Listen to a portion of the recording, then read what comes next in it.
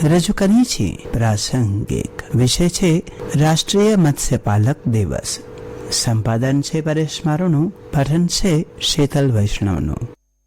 ભારત કૃષિ પ્રધાન દેશ છે અને કૃષિ સાથે જોડાયેલા અનેક વ્યવસાયો દેશની અર્થવ્યવસ્થાને મજબૂત બનાવે છે. તેમાંથી મત્સ્યપાલન એક અત્યંત મહત્વપૂર્ણ ક્ષેત્ર છે. ભારતમાં લાખો લોકો સીધા કે આડકતરી રીતે માછીમારી અને મત્સ્યપાલન પર આધાર રાખે છે.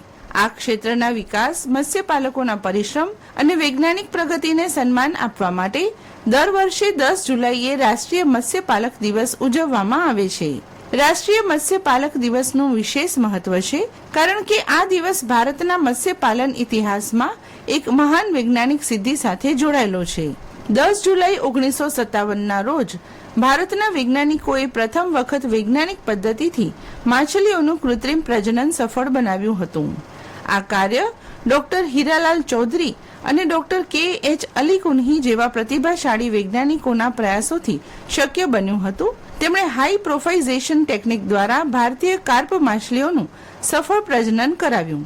આ શોધ મત્સ્યપાલન ક્ષેત્ર માટે ક્રાંતિકારી સાબિત થઈ કારણ કે તેનાથી માછલીઓના ઉત્પાદનને નવી દિશા મળી અને દેશના મત્સ્ય ઉદ્યોગના વિકાસનો માર્ગ ખુલ્યો. મત્સ્યપાલનનું આપણા દેશના આર્થિક જીવનમાં ખૂબ મોટું મહત્વ છે. ગ્રામ્ય વિસ્તારોમાં રહેતા ઘણા લોકો માટે આ જીવન નિર્વાહનું મુખ્ય સાધન છે. માછીમારો, માછલી ઉછેરનાર ખેડૂત, માછલી વેચનાર, માછલી પ્રોસેસિંગ ઉદ્યોગ સાથે જોડાયેલા લોકો અને પરિવહન ક્ષેત્રે કામ કરતા હજારો લોકોનું જીવન આ વ્યવસાય સાથે જોડાયેલું છે. એટલે મત્સ્યપાલન માત્ર એક વ્યવસાય નહીં, પરંતુ લાખો પરિવારો માટે રોજગાર અને આવકનું મુખ્ય સાધન છે.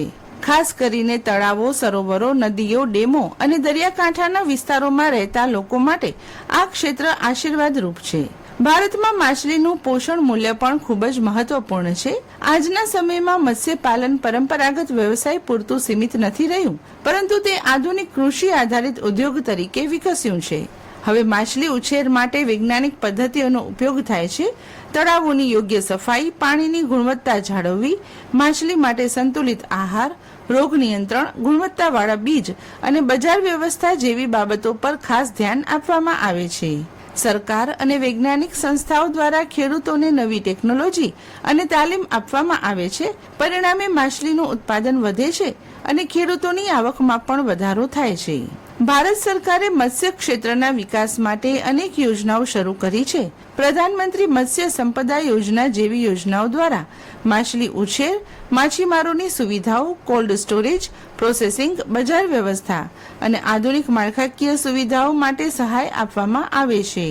સરકારના પ્રયાસોથી આજે ભારત વિશ્વના અગ્રણી માછલી ઉત્પાદક દેશોમાં સ્થાન મેળવી રહ્યું છે. રાષ્ટ્રીય મત્સ્યપાલક દિવસના અવસરે દેશભરમાં વિવિધ કાર્યક્રમો યોજવામાં આવે છે. શૈક્ષણિક સંસ્થાઓ, કૃષિ અને મત્સ્ય વિભાગો, સંશોધન સંસ્થાઓ અને સ્થાનિક સંગઠનો દ્વારા સેમિનાર, પ્રદર્શન, તાલીમ શિબિર, જાગૃતિ કાર્યક્રમો અને સન્માન સમારંભો યોજાય છે. આ પ્રસંગે સફળ મત્સ્યપાલકોને સન્માનિત કરવામાં આવે છે અને નવા ખેડૂતોને આ ક્ષેત્રમાં જોડાવા પ્રોત્સાહિત કરવામાં આવે છે.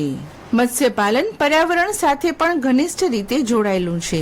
જો પાણીના સ્ત્રોતો સ્વચ્છ રહેશે, જળચર જીવસૃષ્ટિનું સંતુલન જળવાશે અને કુદરતી સંસાધનોનો યોગ્ય ઉપયોગ થશે તો જ આ ક્ષેત્ર ટકાઉ રીતે આગળ વધી શકશે. તેથી મત્સ્યપાલન સાથે જળ સંરક્ષણ, પર્યાવરણ સુરક્ષા અને જૈવ વૈવિધ્યનું રક્ષણ પણ અત્યંત જરૂરી છે. રાષ્ટ્રીય મત્સ્યપાલક દિવસ ખેડૂતો, માછીમારો, વૈજ્ઞાનિકો અને સમગ્ર મત્સ્ય ઉદ્યોગ પ્રત્યે આભાર વ્યક્ત કરવાનો અવસર છે. અંતમાં કહી શકાય કે રાષ્ટ્રીય મત્સ્યપાલક દિવસ ભારતના મત્સ્ય ક્ષેત્રની પ્રગતિ, માછીમારોના પરિશ્રમ અને વૈજ્ઞાનિક સફળતાનું પ્રતીક છે.